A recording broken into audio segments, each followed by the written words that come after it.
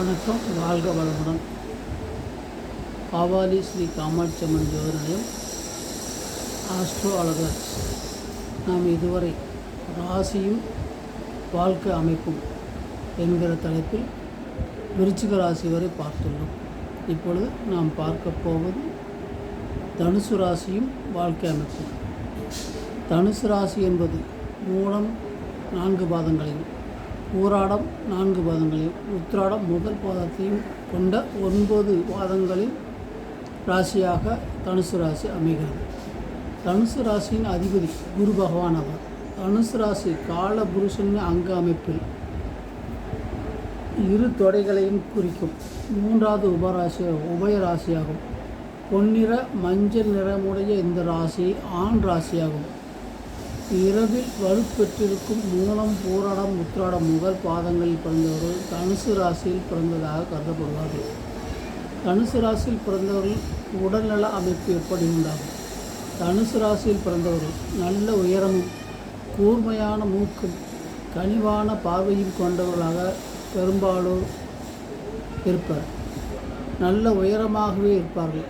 நடக்கும்போதும் நிற்கும்போதும் ஒரு பக்கம் சாய்ந்திருப்பர். உடல் நிறம் எலுமிச்சம்பழம் போல கவர்ச்சிகரமாக இருக்கும். பேசும்போது சத்தமாக பேசும் குணம் படைத்தவர்கள் என்பதால் பேசுவது மற்றவர் பார்வைக்கு கட்டளை இடுவது போல தெரியும். சிறு வயதில் எதிர்பாராத கண்டங்கள் ஏற்பட்டாலும் பூரண ஆயுடன் வாழ்வார்கள்.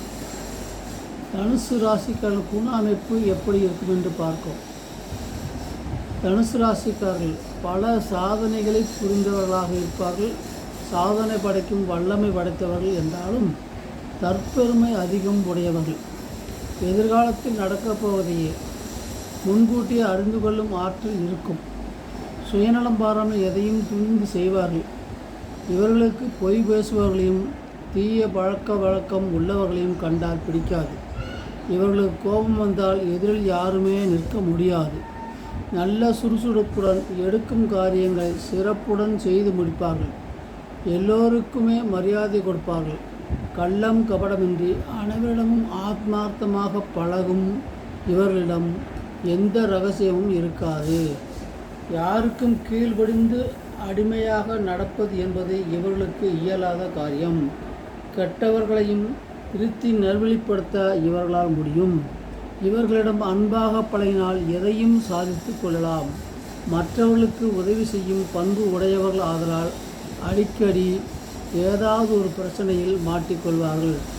சிறு வயதிலிருந்த தெய்வ பக்தியும் கர்மஸ்தனையும் இருக்கும்.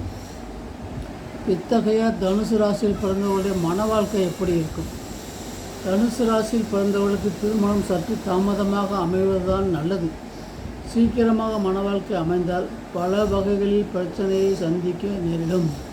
வாழ்க்கை துணையின் உடல்நிலையும் அடிக்கடி பாதிப்படையும்.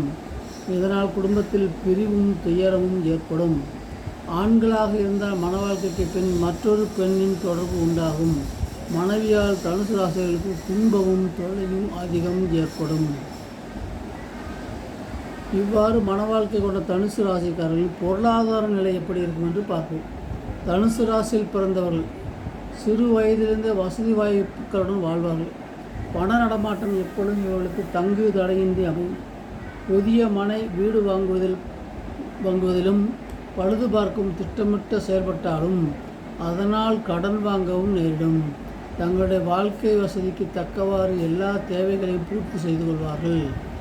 சுகபோக வாழ்க்கையில் எவ்வளவு கஷ்டங்கள் வம்பு வழக்குகள் ஏற்பட்டாலும் அதை பெரிதுபடுத்தாமல் தங்களுடைய தேவைகளை பூர்த்தி செய்து கொள்வார்கள். பண வரவுகளில் தடை ஏற்பட்டாலும் தங்கள் வாழ்க்கை வசதிகளை குறைத்து கொள்ள விரும்ப மாட்டார்கள். வெகு தூரம் நடப்பது கூட இவர்களுக்கு சிரமம் என்பதால் அதற்கேற்றவாறு வண்டி வாகன வசதிகளை பெருக்கிக் கொள்வார்கள். தனுசு ராசிகளுக்கு புத்திர பாக்கியம் எவ்வாறு இருக்கும்? தனுசு ராசியில் பிறந்தவர்களுக்கு புத்திர பாக்கியம் அதிகம் ஏற்படுவதில்லை. ஒன்றிறந்து பிறந்தாலும் அவர்களால் நற்பலனும் இறுதி வரை பாசமும் நேசமும் உடையவர்களாகத்தான் இருப்பார்கள்.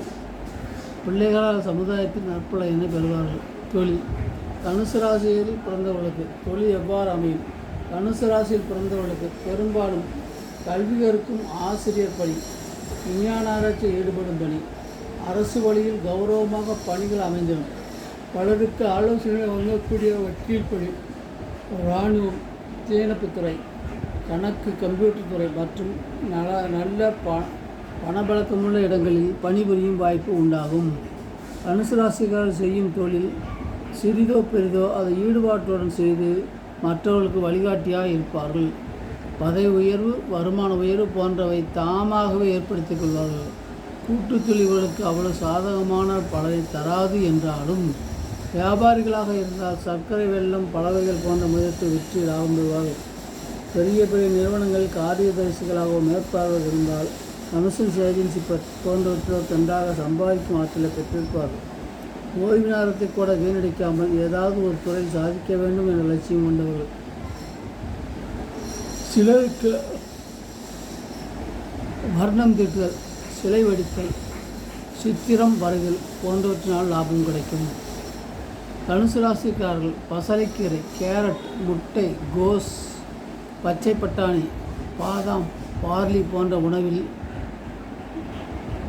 போன்றவற்றை உணவில் சேர்த்துக்கொள்வதும் ஜில்லென்று சாப்பிடுவதும் தவிர்ப்பது நல்லது.